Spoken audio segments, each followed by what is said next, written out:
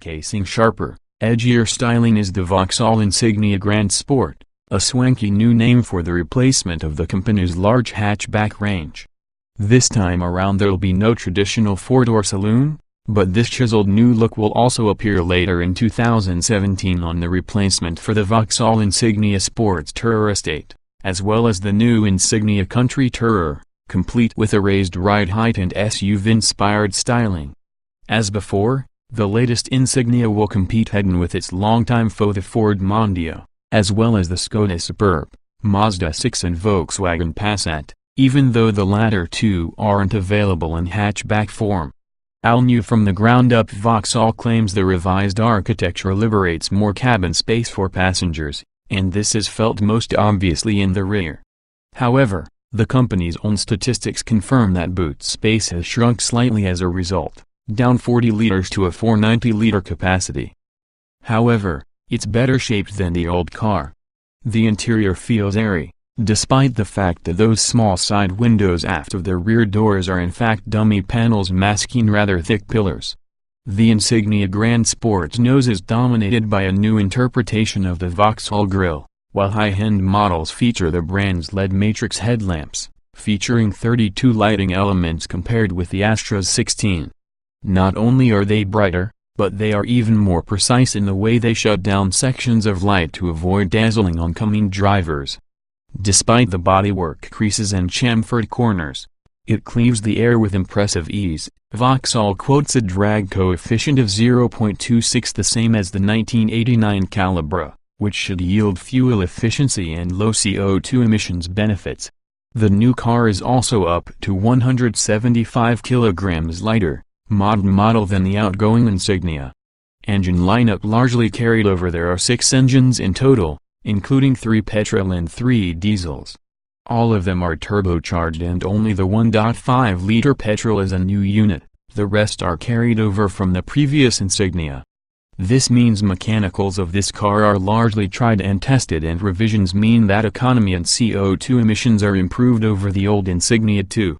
Vauxhall reckons the 1.5-liter petrol and 1.6-liter diesels will sell the best, and there are 2 power outputs for each unit to help tailor your Insignia to your exact needs.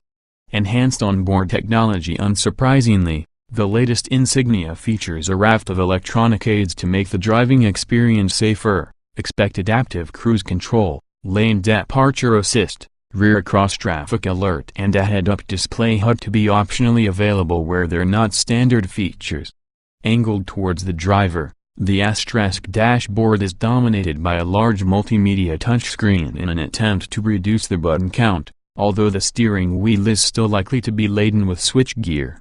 Smartphone integration is made easy with Android Auto and Apple CarPlay, which is standard on all models, while the TechFest continues with Vauxhall's OnStar virtual concierge service and an onboard Wi-Fi hotspot for up to 7 devices, likely to be standard across the bulk of the range.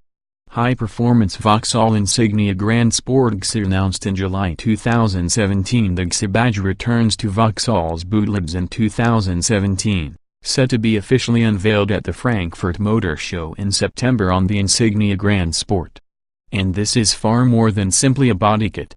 It's a dedicated performance model, with a 260 horsepower turbocharged petrol engine, an 8-speed automatic gearbox and all-wheel drive.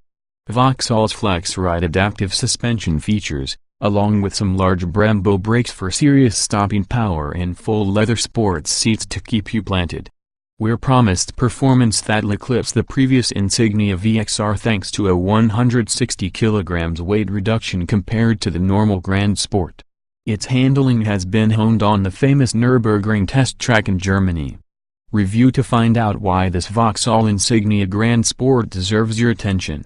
Power ranges from 110 horsepower to 260 horsepower. New 1.5-liter petrol, plus carried over diesel. 6 turbocharged choices in total. There are 6 engines to choose from, 3 petrol and 3 diesels, all of which are turbocharged. Only the 1.5-liter petrol is a new unit, the rest are carried over from the previous Insignia. Petrol engines. First up is the 1.5-liter turbo, expected to be one of the big sellers in the Vauxhall Insignia Grand Sport lineup, with two different power outputs, 140 horsepower and 165 horsepower. Top of the petrol range is a 2.0-liter, 260 horsepower unit with a muscular 400 Nm of torque, which comes exclusively with an 8-speed automatic transmission and torque vectoring all-wheel drive system, which we'll explain further in the handling section. Diesel engines expected to account for the majority of sales. Here is the 1.6-liter Turbo D with either 110 horsepower or 136 horsepower. While the 110 horsepower unit offers the best fuel economy and CO2 emissions, it doesn't look particularly inspiring in terms of performance. We've driven the top-of-the-line diesel at 2.0-liter unit with 170 horsepower carried over from the last car, and were impressed by its punchy mid-range performance. There's a bit of a delay at low revs and little value in stretching it beyond 4,500 revolutions per minute, so you need to work the gearbox to keep the engine in this fairly narrow operating range. Matched to a 6-speed manual, we found all of third gear was needed to accelerate quickly to motorway speed. Still, it accelerates smoothly and is nice and quiet on a cruise. Gearboxes: there's a choice here between a 6-speed manual and an 8-speed automatic. The former is standard with most engines and the latter is an option on all but the 260 horsepower petrol, where it is standard. We've not driven the Autobox but found the manual to be easy to use, with a light and springy action that slots positively into each gear. Adequate rather than inspiring handling, lots of grip and planted, safe feel, torque vectoring and flex ride options. This is one area where the old Insignia fell behind its rivals slightly, and the new car has caught up, but doesn't exactly move the game on. And despite the fact the Mazda 6 and Ford Mondeo are still better to drive, the Insignia Grand Sport's handling is more than up to the job. It's just not particularly entertaining. The steering is quite light and doesn't offer much in the way of feedback, but the car feels planted on the whole and there's plenty of grip from the front and rear wheels. Bearing in mind the size of the car and the quality of the ride, body control is impressive. You can induce quite a bit of lean in a fast corner, but it doesn't lurch around or dive badly under braking. Torque vectoring, all-wheel drive and flex ride. Pick a car with all-wheel drive and torque vectoring and Vauxhall reckons the Insignia will handle even more precisely. That's because it can send power to the wheel that needs it most, reacting quickly to changing surfaces and conditions. We've yet to sample this system, or the adjustable flex ride suspension, the latter offering a more comfortable or sporty ride depending on what sort of driving you're doing. Much cleaner and decluttered look to the dashboard. Some important functions retain a physical button, lots of driving position adjustment, even for tall drivers. The dashboard in the Vauxhall Insignia Grand Sport has undergone a comprehensive decluttering this time around, although there are still proper switches for important things like the air conditioning and stereo. This car retains its button-fast steering wheel, which on the one hand is quite useful but on the other is a bit of a headache to navigate at first. While on the whole the interior is much better than before, in terms of material quality it still doesn't quite feel as good as its premium rivals, or the more mainstream Volkswagen Passat and Skoda Superb, both of which are nicer to look at and use. That said, the Insignia's cabin looks a lot more upmarket now, especially if you opt for the larger digital display behind the wheel. The rev counter and fuel gauge are physical instruments, but the speedometer is a customizable graphic version with a large numerical display. It's also easy to get into a comfortable driving position thanks to the highly adjustable seat and steering wheel. Despite the width of the cabin, the armrests are appreciably close to the driver. Longer wheelbase improves ride comfort. Even 20-inch wheels offer a good ride. Noise levels in the car markedly improved thanks to a longer wheelbase than the previous car. The Vauxhall Insignia Grand Sport boasts better ride comfort than before, even on the large 20-inch wheels of our test car. We reckon the 18-inch option will be seriously smooth, and also a bit quieter on the move. The front seats are large and cost-setting and can be set really low down, great for tall drivers, and also improving rear passenger vision, making the cabin feel large and airy wherever you're sat. Heating is available for not just the front seats but also the two rears, Plus the steering wheel can be warmed to help combat cold hands in the winter. Engine noise from the 2.0-liter diesel at least is admirably hushed, although it gets a touch vocal at the top of the rev range. There's a bit of wind rustle on the motorway, but on the whole the Vauxhall Insignia Grand Sport is a quiet and relaxing place to spend a long journey. Basic, sporty and luxury trims available, decent standard spec and generous top-tier helpful driving assistance. Optional extras to the Vauxhall Insignia Grand Sport's trim levels will be familiar to owners of the previous generation or other cars from this manufacturer. There are 7 in total, including a couple of optional sedan of grades. Standard Vauxhall Insignia Grand Sport equipment. Kicking things off is the design trim, which comes with 17-inch alloy-look wheels, automatic lights, electric windows front and rear, keyless entry and start, plus electrically adjustable and heated door mirrors. Gadgets-wise, you get air conditioning, cruise control with speed limiter, and the IntelliLink 7.0-inch touchscreen audio system, DAB digital radio, Bluetooth connectivity, Apple CarPlay, Android Auto. Next up is Design Nav, which, as you may have guessed, simply adds the 8.0-inch Navi 900 IntelliLink SATNAV system with European mapping. There are 3 sporty trims next. The first is called SRI and adds the following to the basic spec: 17-inch alloy wheels, front fog lights, dark tinted rear windows, rear spoiler and rain-sensitive windscreen wipers.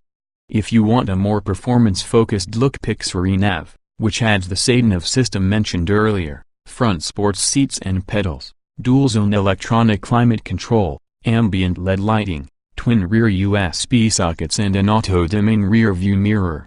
Finally, there's SRI VX Line Nav, which adds larger alloy wheels, 17s on the 1.6-liter diesel and 18s for everything else, and the full-fat VXR styling pack front and rear bumpers, side sills, visible exhaust tailpipe. Inside there's a heated flat-bottom steering wheel, dark fabric headlining and a larger 4.2-inch color information display between the dials. Next, there are 2 more luxury-focused trims based on design cars, and the first is called Techline Nav, which has historically proved popular with company car drivers. It adds 17-inch alloy wheels and chrome effect door handles to the outside, plus twin rear USB sockets, an auto-dimming rear view mirror, and 4.2-inch color information display to the inside. You also get driver's seat tilt and lumbar adjustment and front passenger seat height adjustment, and handy tech including the 8-inch SATNAV, dual-zone electronic climate control, rain-sensitive windscreen wipers and front and rear parking sensors.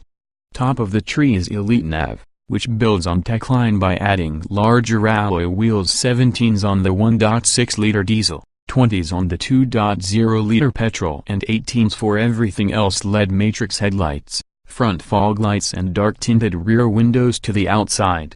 Inside the car you get leather seat facings, heated front and outer rear seats, plus an 8.0-inch color information display. 2.0-liter petrol models also get a Bose premium sound system. Pick a 4x4 car and you'll also get torque vectoring, which we've explained in the handling section. XI Performance variant announced in late 2017. The XI is currently the sportiest variant of the Insignia Grand Sport range. Additional equipment over the standard model includes a high-tech 4-wheel drive system, switchable drive modes with FlexRide adaptive suspension, Brembo performance brakes and 18-inch alloy wheels. The sporty addenda continues on the inside with a flat-bottomed leather steering wheel, aluminum pedals and black headlining. OnStar standard on all Insignias is Vauxhall's OnStar concierge service. Connected to the internet via the car's antenna, this system can be used to contact the emergency services in the result of a crash, or to ask an OnStar representative to send directions to a destination to your SATNAV. It also provides a Wi-Fi hotspot for up to 7 devices. Debuting in the Insignia are 2 new functions called OnStar Personal Assistant. The system can now recommend and book a hotel for you, and also send directions to a parking space to the SATNAV. Optional Vauxhall Insignia Grand Sport accessories. There are individually and bundled packs of optional extras for the Insignia, kicking off with the FlexRide adaptive suspension system, which offers a more comfortable or sporty ride, and a driving assistance pack with adaptive cruise control. Helping you keep your eyes on the road is a head-up display system, and a Bose premium stereo can also be specified. IntelliLux LED matrix headlights are impressive but pricey at the time of launch.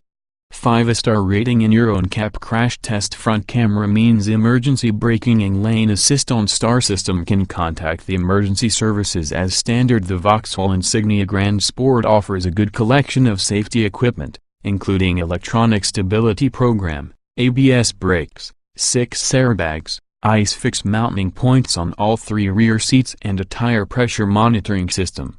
Boosting this offering is the OnStar system, which can contact the emergency services for you automatically after a crash, and a front camera system that adds lane keep assist, following distance indicator, forward collision alert, low-speed collision mitigation braking, and active emergency braking.